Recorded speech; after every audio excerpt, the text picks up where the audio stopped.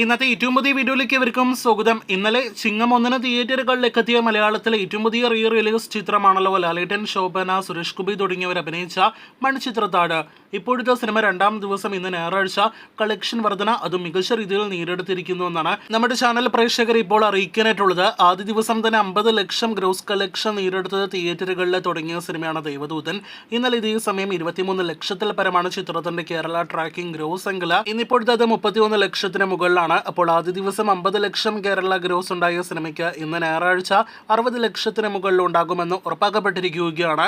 അങ്ങനെ വെറും 2 ദിവസങ്ങൾ കൊണ്ട് 1,10 ലക്ഷത്തിന് മുകളിൽ കേരള ഗ്രോസിലേക്ക് മലയാളത്തിലെ എക്കാലത്തെയും ക്ലാസിക് ചിത്രം മണിച്ചിത്രത്താഴ് എത്തുകയാണ്. ഇതിനോടകം തന്നെ എത്രയോ തവണ ഏഷ്യാനെറ്റിൽ സംപ്രേഷണം ചെയ്ത സിനിമ, ഇപ്പോഴും യൂട്യൂബിൽ ലഭ്യമായ സിനിമ മണിച്ചിത്രത്താഴ് വെറും 2 ദിവസങ്ങൾ കൊണ്ട് 1 കോടി രൂപയ്ക്ക് മുകളിൽ കേരള കളക്ഷൻ കടക്കുന്നുണ്ടെങ്കിൽ അത് വേറെ ലെവൽ എന്ന് നിസ്സംശയം പറഞ്ഞുകൊള്ളട്ടെ.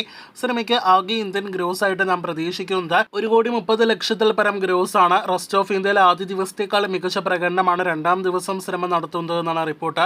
ഈ ആഴ്ച ഓഗസ്റ്റ് 22-ാം തീയതി മാത്രമേ ഇന്ത്യക്ക് പുറത്ത് വിദേശ രാജ്യങ്ങളിലെ മണിച്ചിത്രത്താഴ് റിലീസ് ചെയ്യുകയുള്ളൂ. അപ്പോൾ ദേവദൂതിന് ശേഷം വീണ്ടും ഒരു ലാലേട്ടൻ സിനിമയുടെ റിലീസ് 1 കോടി പിന്നിട്ടിരിക്കുകയാണ്. കാത്തിരിക്കൂ സിനിമയുടെ കൂടുതൽ ബോക്സ് ഓഫീസ് റിപ്പോർട്ടുകൾക്ക്.